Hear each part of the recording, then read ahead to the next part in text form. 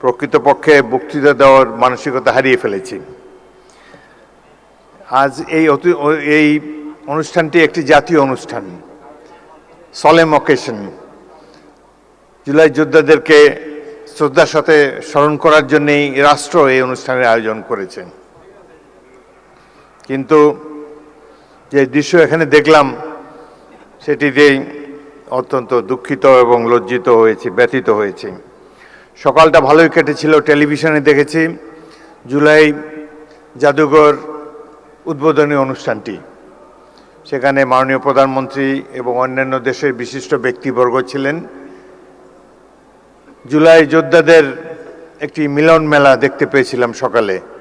জাতীয় ঐক্য সহজেই প্রতিভাত হয়েছিল, কিন্তু বিকেলের এই অনুষ্ঠানটিতে যা দেখলাম এটি অভিপ্রেত ছিল না, একেবারেই অনভিপ্রেত। জাতীয় অনুষ্ঠানে আমরা তো জাতীয় ঐক্যের কোনো বহিঃপ্রকাশ দেখাতে পারলাম না। ভুল তো মানুষ করেই, নিশ্চয়ই এখানে ডকুমেন্টারিতে অনেক ভুল আছে। প্রথম ভুল আমি দেখেছি সেখানে তো আবু সাঈদের ছবিই নাই। আবু সাঈদ এই বিপ্লবের প্রতিচ্ছবি, প্রতীক, তার ছবি না থাকলে এটা কোনো ডকুমেন্টারি হলো না।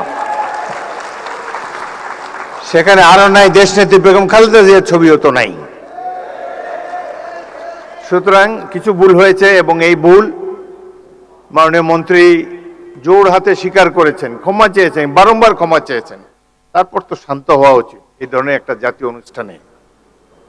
এটাকে পুষে সংসদের মতো একটা ওয়াকআউট, এটি বাঞ্ছনীয় নয়।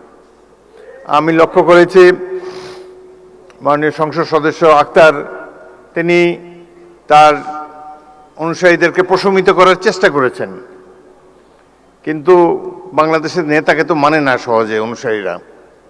প্রতি মুহূর্তেই তারা যে নেতার চেয়ে বড় এটা প্রমাণ দেওয়ার জন্য মুখিয়ে থাকে। সেই কারণেই এই ধরনের একটা অনুষ্ঠানের এই পরিণতি হলো।